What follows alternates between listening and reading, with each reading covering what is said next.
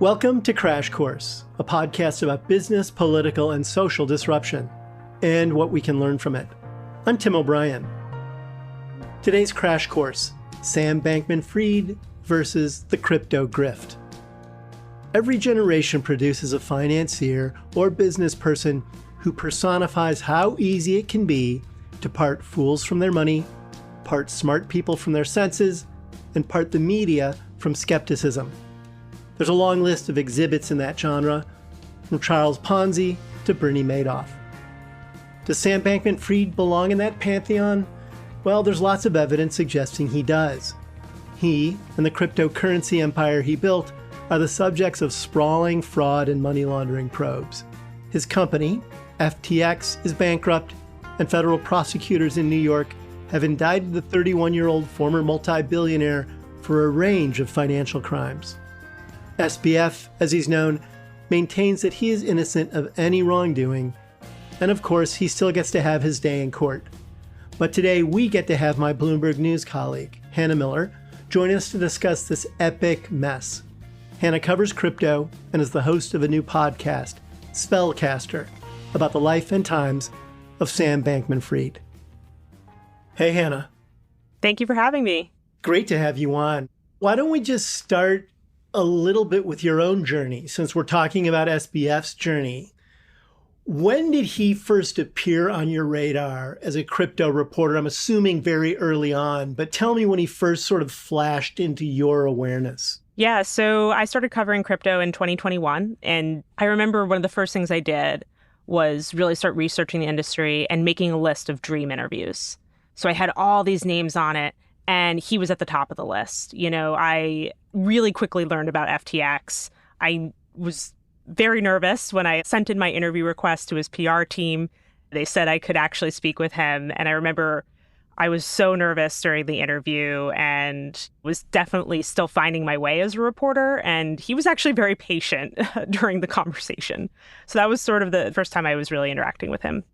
And you were nervous because you felt starstruck? You were nervous because he was a heavyweight in the industry?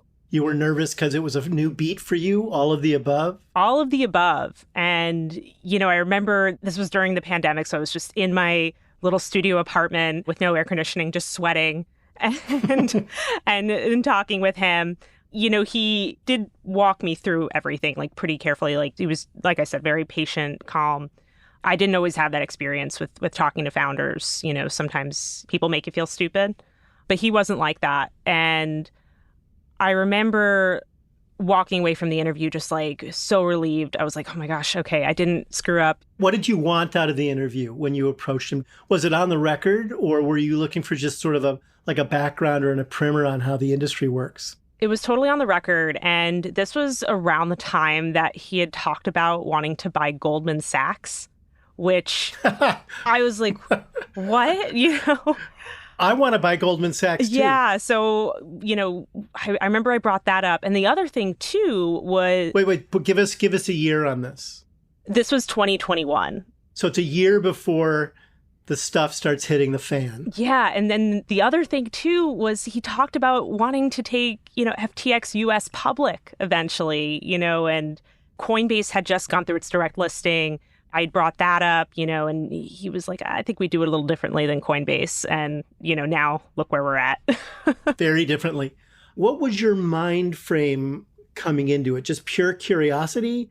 Did you have a perspective on where you thought it might be going and how you wanted your reporting to shape that narrative? Yeah, no, I had known about blockchain since college. You know, I would have friends send me white papers. I wasn't personally invested. My aunt also lost a ton of Bitcoin in a scam. Like, it was a ransomware scam, and she had to pay in Bitcoin and use a Bitcoin ATM in the West Village in New York City. So going into reporting, I knew I had to go in, you know, with healthy skepticism, as any reporter should. And, you know, I really doubled down on learning about the technology behind Bitcoin, behind other cryptocurrencies. And I remember I actually read like a whole college course textbook on crypto and blockchain, and was like highlighting, taking notes. You know, I read all these books, all these stories, you know, trying to just beef up before I went in. Well, and just for our listeners' sake, the blockchain is essentially the architecture upon which these transactions reside. It exists in the cloud, for lack of a better description, and it's a community organized transaction universe. And it can be used for accounting, it can be used for ledgers for different kinds of transactions. And then along the road, people said, we could also create a currency that can be used in this universe to help move transactions along. And it will be a digital currency that exists in the cloud. And that's called crypto. Is that a good working kind of description of that world? Yeah, I think that's a good breakdown. It's always helpful to translate. Yeah, I think so. And so Sam and his cohorts come in with evangelical zeal and real innovative ideas about how crypto could change how we buy and spend and how we transact. And he's an eccentric dude, to say the least, right? He is, yeah. I feel like the same descriptions of him come up all the time. This cloud of black curly hair, the shorts and the T-shirt. And really with this podcast, we wanted to get behind that image, like what made this guy tick. And it was really helpful to talk to people who knew him early on in life.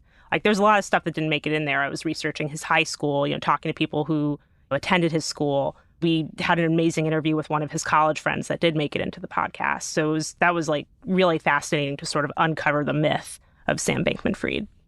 The very first episode of Spellcaster opens at a crypto conference in the Bahamas that has a Vegas Disney vibe, according to the descriptions of it in the show itself.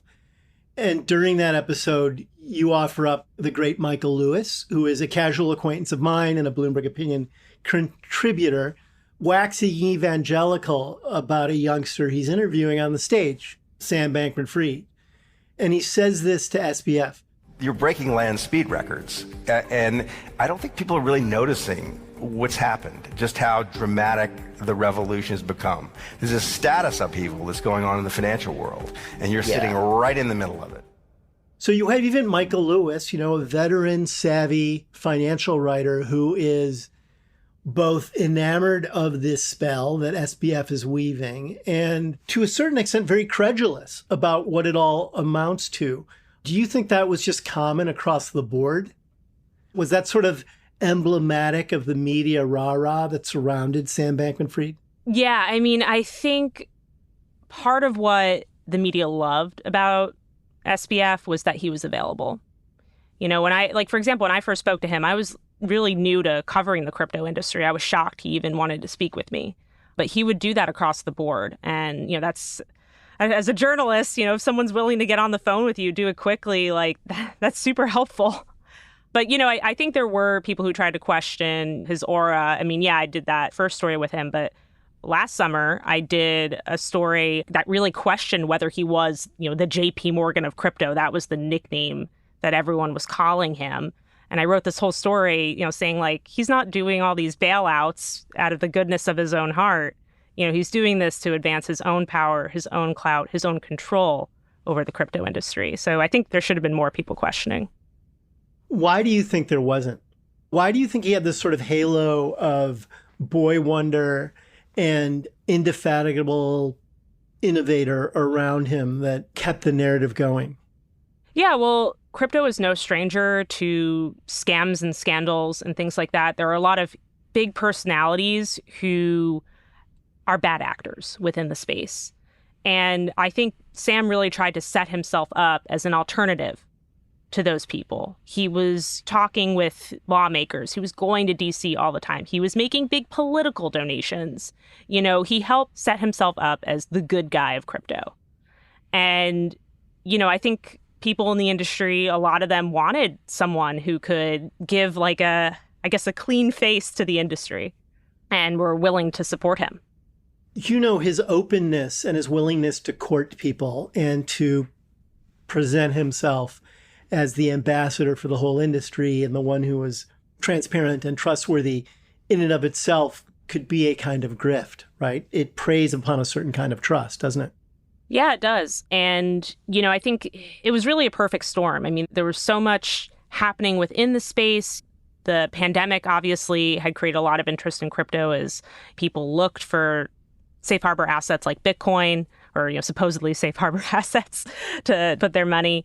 And he really, it was a lot of different factors that helped propel him, but you can't deny at the end of the day that there were major venture investors who put money into Sam who, maybe didn't push further in their due diligence, that there were celebrities willing to take his money and help promote his company and his products. I think the Super Bowl commercial that happened last year, that was the pinnacle, where you have Larry David doing a commercial for you during the Super Bowl. Like I was saying, it's FTX. It's a safe and easy way to get into crypto.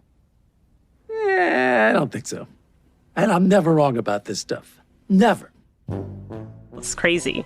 And Tom Brady did some too, right? Yes. Yeah. So Tom Brady and Giselle were also, teaming up with Sam. What's up? I'm getting into crypto. With FTX. You in? I believe I'm in, but still hate you. Understood. Is he in? Yep. Did he say he hates you? He did. Noted financial experts, Tom Brady and Giselle.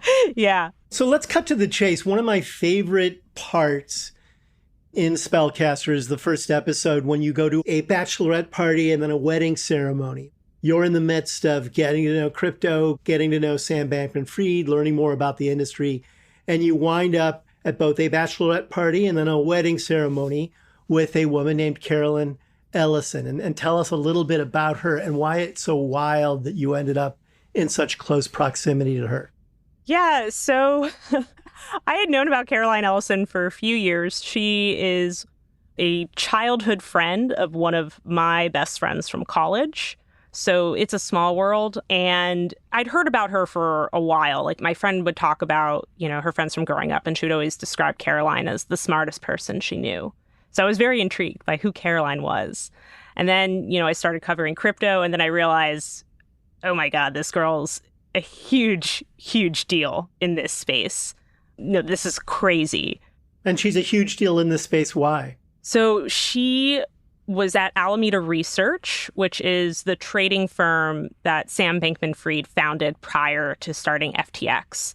And she eventually rose the ranks there. She went from co-CEO to just sole CEO. And, this is a trading firm handling billions of dollars. They're a major market maker within the crypto space.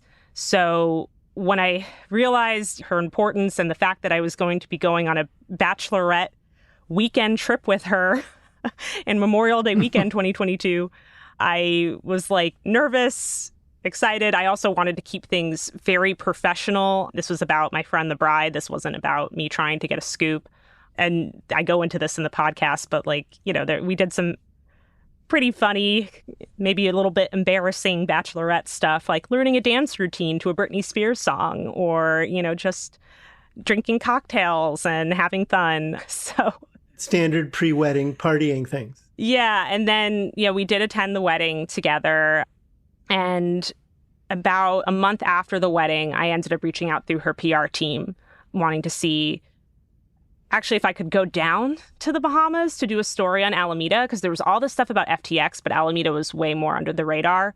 And that request got denied, but they said I could do an interview with Caroline. So I ended up interviewing both Caroline and Sam. Looking back on it, there was probably a lot of turmoil in the company at that time. Caroline's co-CEO stepped down a few weeks after I'd made that request and had it denied.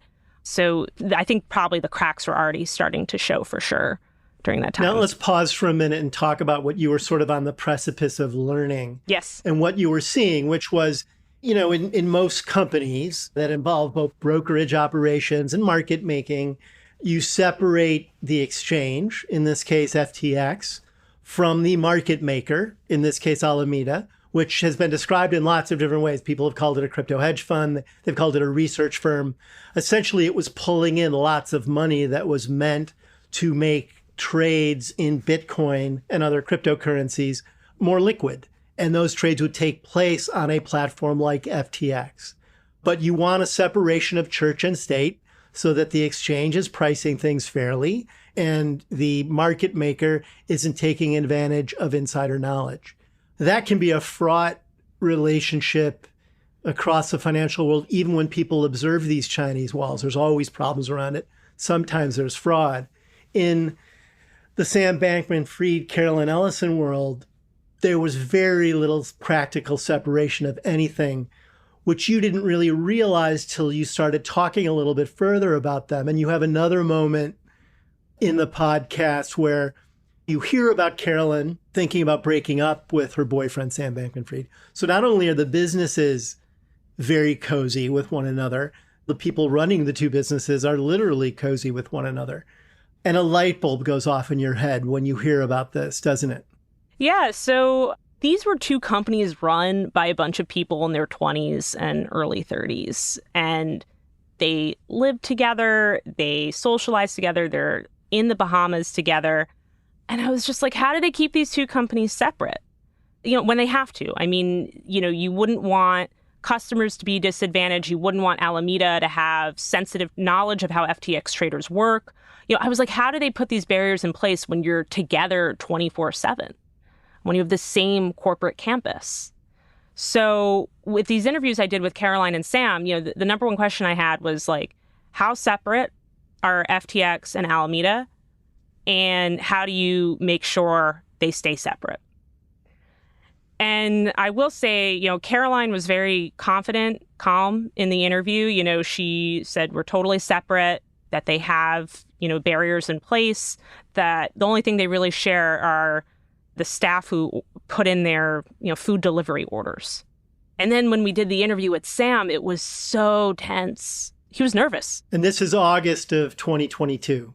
Yeah, and comparing, the first interview I ever did with him to this last interview, it was night and day. And I remember I asked him about his living situation. Like, I knew he and Caroline lived together. I knew that they had broken up in the late spring of 2022. And he couldn't answer the question. I mean, he said he slept on a beanbag. I mean, he ultimately exploded during the interview, didn't he? He ultimately got upset with you, right? Yeah. It was more than just not answering questions. Yeah, I mean, I really thought he was going to pull out. I thought the Zoom call was going to end. I think, we might have even offered him the opportunity to just take like a breather, but I had never seen him act that way. And it got tense.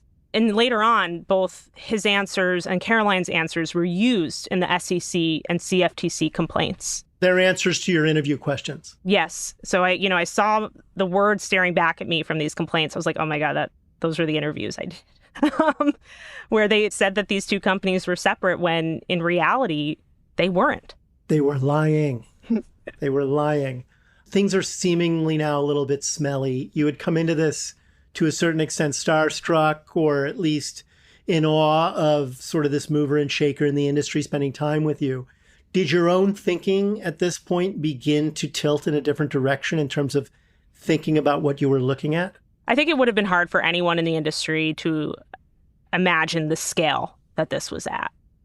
And, I definitely had my suspicions, of course, following that interview. And we published a great story. That's one of the stories I'm most proud of. But taking it to that next level was very challenging. And I will say during my reporting process... Meaning the next level saying that there's a fraud here, as opposed to just it's a messy operation and they're screwing some things up, but not yet saying the whole thing is a sham. Yeah. No, that's exactly it. And I will say, people were hesitant to, speak out against Sam. It wasn't until after FTX's implosion that I had people come to me and were like, he was super vindictive in the past. He did this to me, or I never wanted him to be the face of the industry. But I think at that time, where crypto was already struggling and where FTX, with these crazy bailouts and having raised so much money was sort of a beacon of hope for people, there was maybe some shyness around criticizing them. We're going to take a little bit of a break, and when we come back, we'll talk some about the making of SBF, how this little boy wonder became a man wonder, in just a second.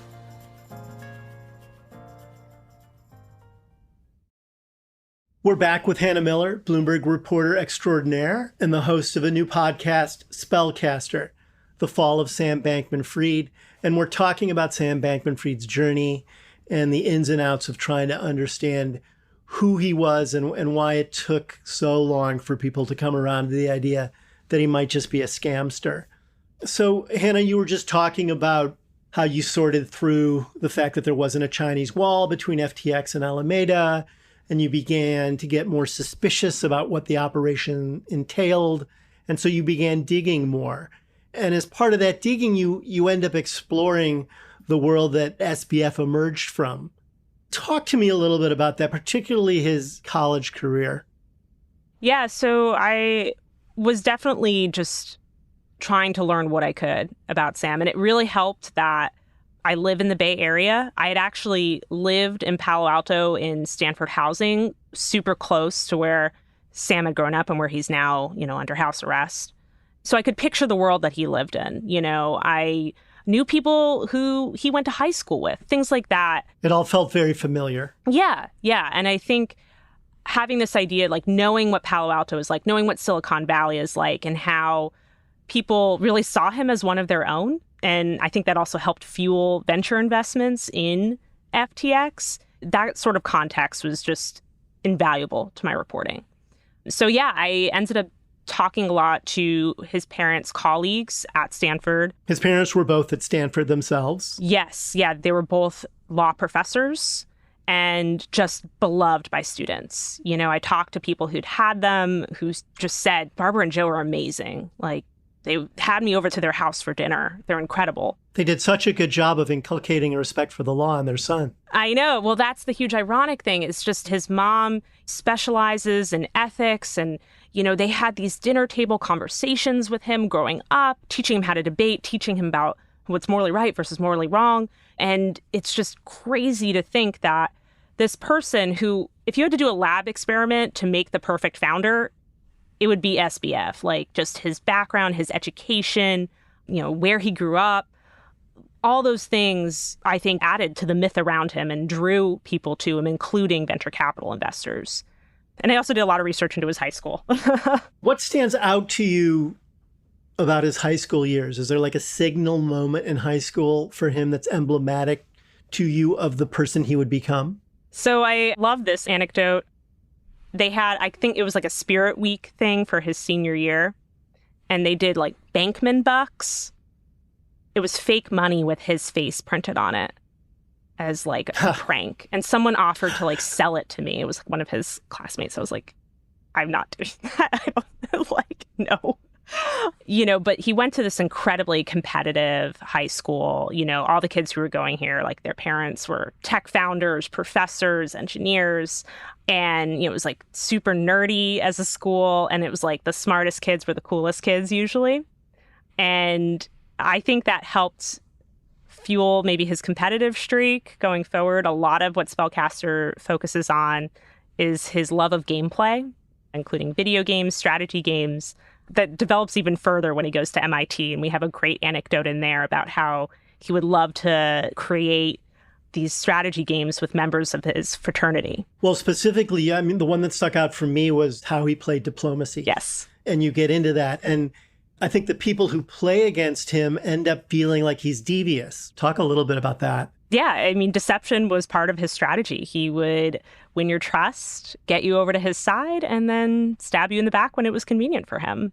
And he, it was bloodthirsty. It's easy to look back and say, wow, though there it was, but boy, there it was, right? Yeah. And, again, MIT is also the place where he really started first diving into effective altruism, which was a philosophy that he claimed motivated him in terms of gaining more success in business. It was why he wanted to make money, so he could eventually give it, all of it, away.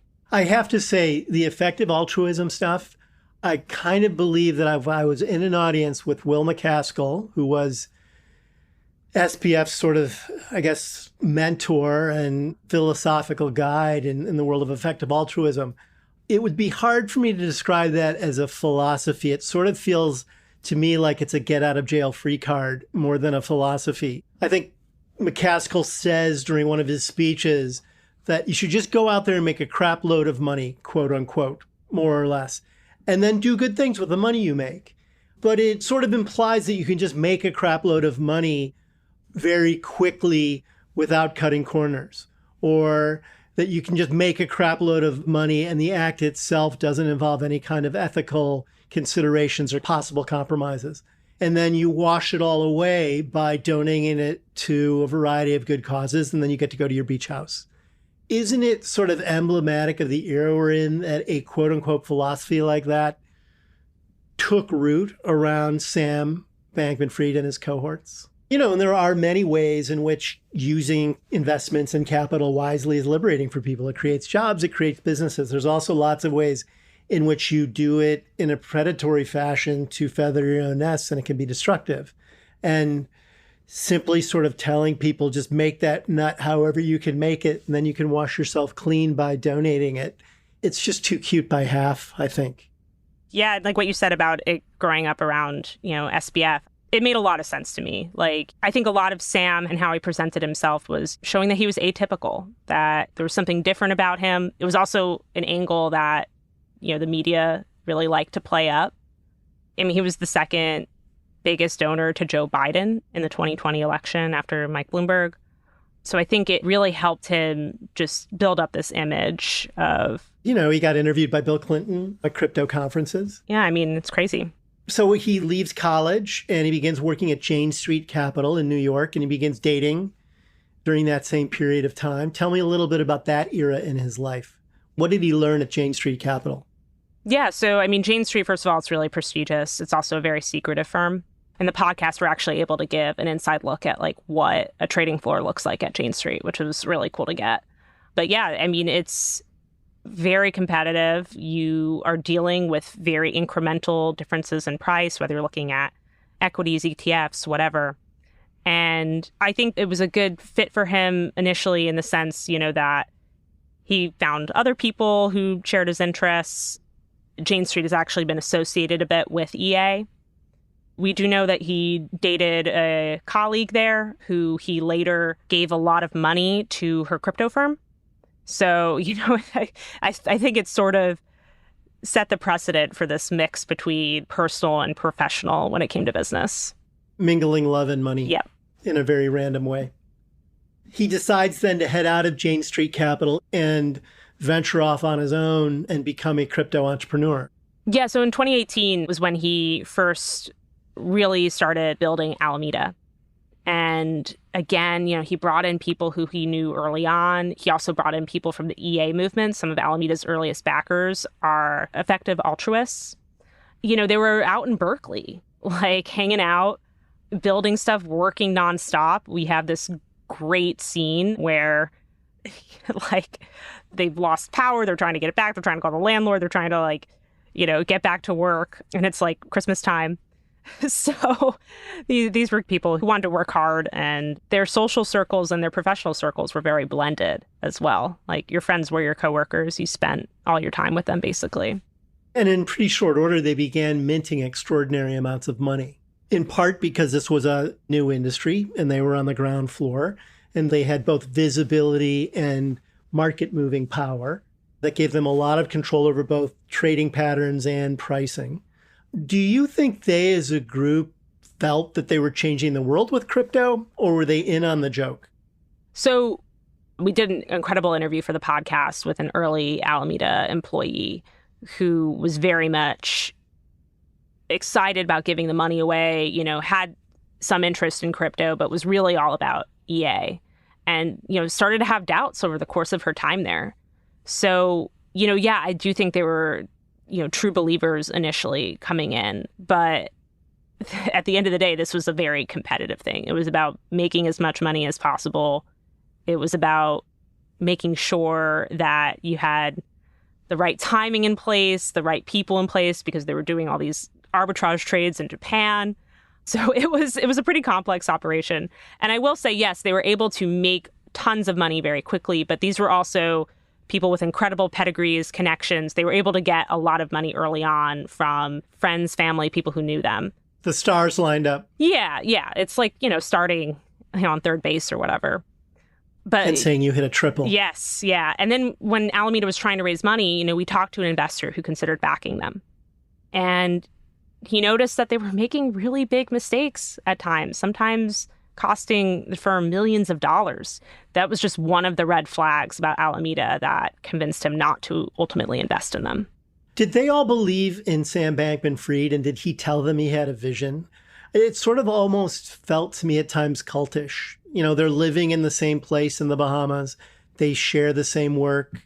They are saying the same kind of chants about their mission in life.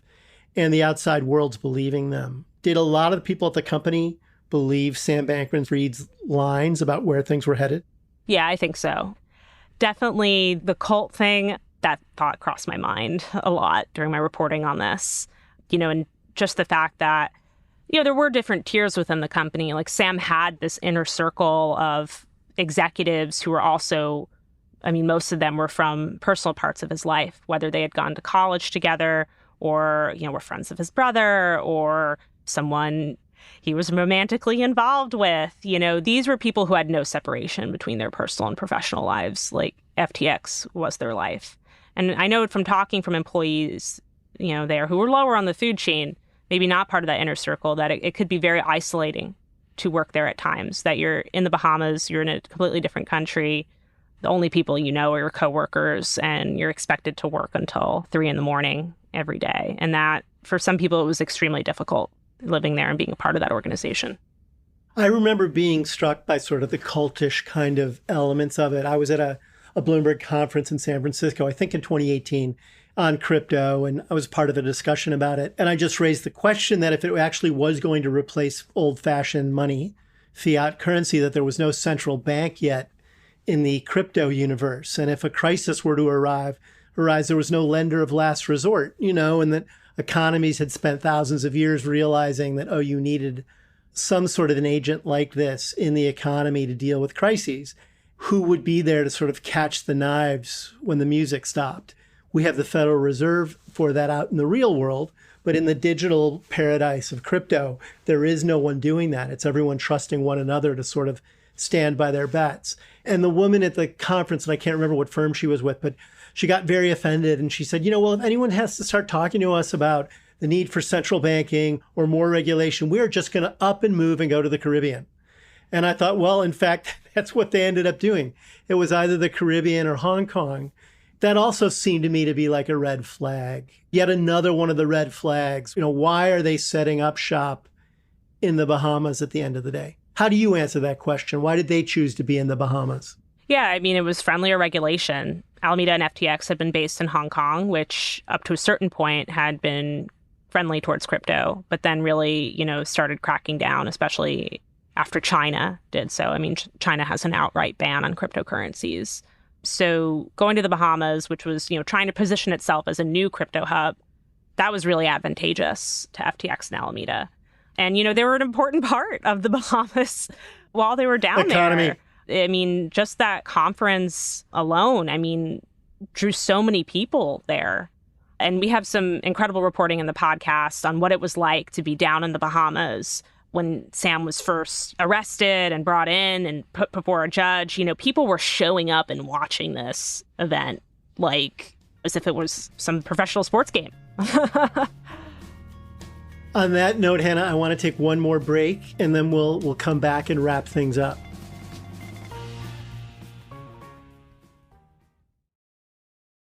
We're back with Hannah Miller, the host of a gripping new podcast, Spellcaster, The Fall of Sam Bankman-Fried. And we've been talking about that moment on the precipice when people started asking hard questions about how he was running his business and where the truth resided. And he was ensconced in a luxury penthouse apartment in the Bahamas as some of this starts to come undone.